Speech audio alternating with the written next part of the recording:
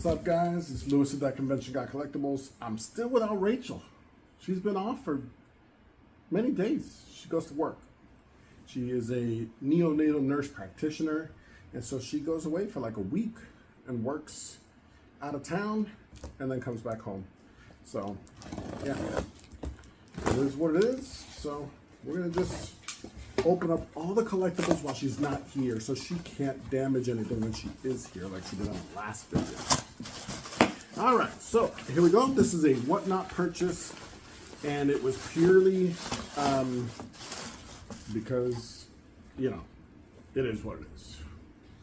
I collect everything, right? So when these new Thrilljoys started to hit the market, I purchased a few. I have some Harry Potters, I have a few Lord of the Rings, I have some Game of Thrones, all the usual stuff that I collect, and so this was no different, the boys. Now, for those of you who don't know about Thrilljoy, they're similar to Funko. It's a different company altogether, but they're similar. And what they do is that these are, they have variants. And so in each one, you have the chance of pulling either the common or a variant. And they have a chase variant. In this case, it's a 1 out of 6 chance that you're gonna get a Huey. And then the Ultra Chase, which I don't even know how rare those are, it doesn't even tell you on here. But the Ultra Chase is a different Billy Butcher. This one is the common, as you see there. The Ultra Chase is the one that has like his tentacle things coming out of him. And I'll show you the picture of that actually right there at the back. So there's the Ultra Chase right there. Can you see that it has the little spider things or tentacles? There's the Huey. And then the one that I got, which is the regular Butcher. Now, a lot of people buy these because they're trying to get the chase. And interestingly enough, yeah, the chase is cool, but I just wanted the standard. In fact, if I got the Ultra Chase, very cool, because it's still Billy Butcher. But if I had gotten the chase, I would have been disappointed. I didn't want the Huey, I wanted the Billy Butcher. So, and that is actually the case with a few of them that I've noticed. I'm actually rooting for just the common, which is, I think, the 5 out of 6, right? And not the chase. That's weird, because I know the chases are usually worth more money. If this is worth 20, the chase sometimes is worth 40, 50, 60, sometimes more. And then the Super Chase, or the Ultra Chase, forget about it. Those, I've seen some in the hundreds, which is crazy. One thing I will say about these Thrilljoys is that you have to be careful, because if you're a collector like me, you will buy them. However, if you're a little bit more specific or picky as to your collectibles, like Rachel is, she would tell you not to buy these. And the reason is she feels like you should be able to look at a collectible and know exactly what it is or exactly where it's from, know what TV show, know what movie, that kind of thing. And oftentimes these are made very generic looking. In fact, I showed her some of the Harry Potter ones because we have a few I bought. I bought Dumbledore, Hagrid, Harry, Bellatrix, and I pulled the Draco Malfoy. And so I showed her the Lucius Malfoy, and she was like, it looks like anybody. I showed her the Professor Snape because that's her favorite character, and I thought for sure she'd have been like, oh yeah, we gotta buy one. And she did not. She said she didn't like it. She said it looked too generic. You couldn't tell that was Snape. And the chase of the Snape is the Bogart Snape, where he's dressed like the, you know, ant, whatever, in like the dress or whatever. And she didn't like that one either. And so I kind of went down the rabbit hole and started showing her some of the other ones. And she said the same thing. Like, she couldn't tell who it was until I told her who it was. And that got me thinking, because I'm usually not that kind of collector. I usually am a completionist guy. Like, I can look at this and be like, okay, that's Billy Butcher. But if you look really close, it's like, okay, yeah, they gave him the hair, the facial hair. But other than that, it could be anything, right? And So that's kind of the problem that I'm having now is, yes, there's a Superman that I thought was really cute. There's a Batman that looks pretty cool. But it literally just looks like any one of their other figures wearing a Superman suit or wearing a Batman suit. And so now I'm kind of torn in that, I mean, I'll show you the Huey again.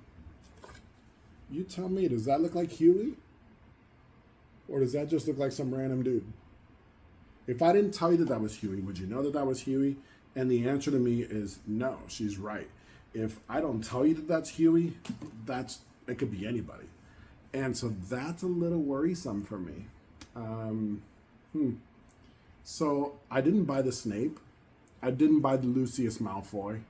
And I don't think I will. Now, this morning I did see a John Wick that I thought looked pretty cute, pretty cool. That's the other thing. I say that they're cute rather than cool. Because I just think with the, I don't know, the chubby faces or what, it just, to me, looks more cute than cool. Yeah, I don't know. I've seen a few, like I showed her Marty McFly and she didn't know who it was. I showed her Game of Thrones. She didn't know who it was. And that's even after we purchased a few. Of course, she could tell Daenerys, but that was purely because she's holding an egg in one and she's holding a dragon in one of the other ones. So, yeah. So it's got me thinking. It's got me hesitating on purchasing any more. I'm also noticing that these are really, really, really popular on Whatnot. And they're $20 retail. And I saw this morning people are paying $30 to $35 for them. And I think, again, it's because they're hoping for the chase. They're hoping for that or the ultra chase.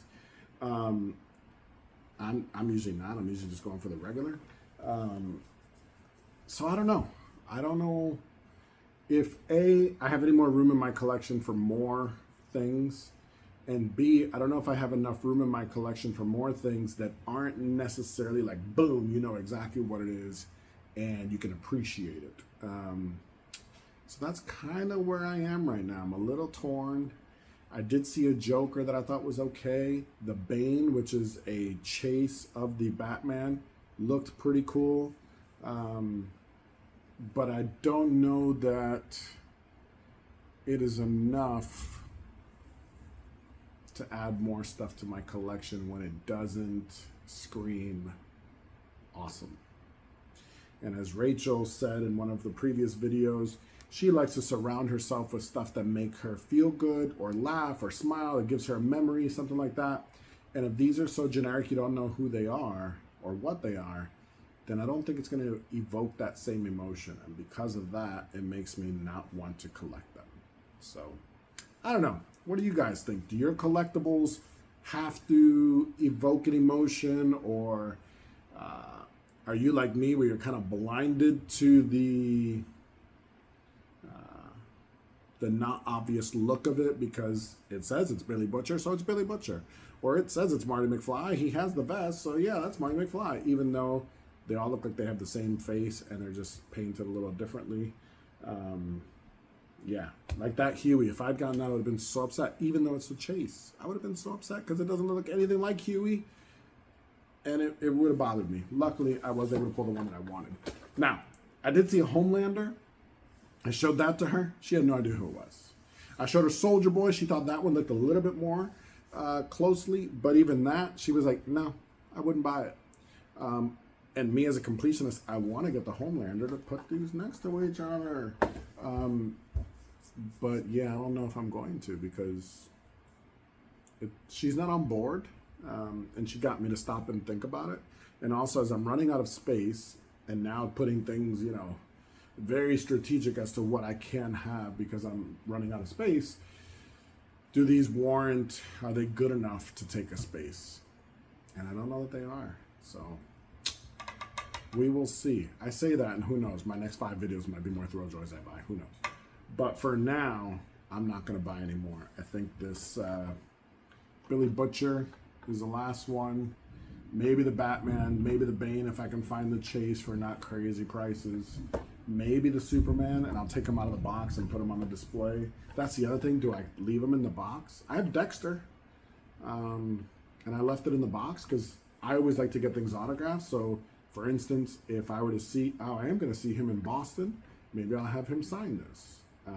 And I always like to have the boxes for autographs that I collect. I don't know. And then that's the next thing. You know, if they charge $200 to get this signed, is it worth it? You know, probably not. Is it worth it for my own collection? Because that's usually how I buy things, whether it's worth it for my own collection, not for other people. I don't know. That's a lot of money to spend. I don't know. So, some things I got to think about. The things that I think about as a collector. I don't know. I'm sure you guys that are out there that are collectors kind of go through similar things. I know I've been watching Chris, the Batman statue collector, struggle with his collection, adding the Marvel to all this DC blood and that kind of thing, and he's struggling with that and the sizes. You know, I see, what's the other guy? Sean. I can't remember his username, but, you know, the guy has, I don't know, a few hundred statues, and he's constantly evolving and changing. I think he puts a video on YouTube every single day, you know, with trying to move things around to have the best look and the best feel, and he keeps adding more, and he, you know, then he has to sell some, and that kind of, at least he sells some. But yeah, you know, just trying to, as a collector, you're always thinking about things. For me personally, I like to have my displays look clean. I don't like them to feel cluttered. I don't like clutter in my life. I like clean lines and things put in their place. I don't like stuff out of whack. It just makes me feel that maybe that's something for therapy. I don't know. But yeah, so in my displays, I like to keep things clean. I like to keep things kind of streamlined. 1 or 2 things, 3 things. You know, and there is something to be said that if you have a bunch of things, that can look good too. But they all have to kind of go together. And I think that oftentimes in a lot of the collections I see, somebody is just a Superman collector, and so they'll have 50 different Superman items on one shelf. And while it's cool, it's just not something that I could do, because I like to kind of, I like to showcase each thing. You know, I like each thing to kind of stand out. And when you have so many, they tend to not stand out. You know, like I said, with that being said, if you had a bunch of the Lord of the Rings Hobbit holes and you put them all together and created this, like, you know, kind of display, it'd probably look really cool. But you guys know what I'm talking about. Sometimes you see people's collections and there's so much stuff you can't even see it all. Like, there's stuff behind other stuff behind other stuff. And they'll be like, oh, underneath that I have, you know, this. And I don't want my collections to be like that. I like them to be clean, and so you can see everything and appreciate everything. And so with that, do I have space for this right now? No. It's going in my Funko Pop room with all my other Funko Pops until I can figure out what I want to do with it, and whether that's get it signed and then display it, because then it might be worth a spot, or I just I don't know, maybe move it on to a different collector. You know, maybe I change my mind and don't go the Thrilljoy route. I don't know. What do you guys think? Are you big fans of the Thrilljoys? Do you like them for collectibles? Do you like them because they have a lot of different licenses? Do you like them for that chase and ultra chase hit? You know, or that adrenaline of trying to get to the cool one, that one that might be worth a lot of money? Because I know a lot of people are doing it for that. You spend $20, you hit an ultra chase, it's worth a few hundred, you sell it off, you just made a few $100 profit. I get all that, but I'm just a collector. Do I sell stuff? Yes, I sell stuff. And I mostly sell stuff to then be able to buy more stuff. But I mostly do it because I love I love the collecting. I love the item itself. I don't usually buy something with the thought of reselling it immediately. Although there are some posters that I just bought recently that I'm buying to resell, and that's purely because I don't have any wall space. And so after I bought them, I realized, what am I doing? Why am I buying posters I have no room for? So those will be available on the website soon, so keep an eye out for that, and keep an eye out for the video. But these kinds of things, I just like to collect them. I like the look of them. Maybe it's a therapy thing. Maybe I didn't get enough toys when I was a kid. I don't know. But I'm getting into a whole bunch of stuff, tangents all over the place. this video was about Billy the Butcher and Thrilljoy. I don't know why I went into so many other things. That's how a brain works. So anyway, guys, I appreciate you watching, sticking through me through all this craziness, and I'd love to hear your thoughts. What are your thoughts on the Thrilljoys? What are your thoughts on those chases and the ultra chases? What are your thoughts just on them as a collectible or as a toy? Do they look enough like the characters, or are they like an even lesser version of a Funko Pop? We all know Funko Pop's struggling right now with their business, talking about going out of business possibly. So will Thrilljoy follow suit? Will this take over the market and Funkos will leave? Who knows? But I don't know. For now, I have Billy the Butcher. We'll see what happens. Thanks for watching, guys. Appreciate you sticking with me through all this craziness. And I'll see you on the next one.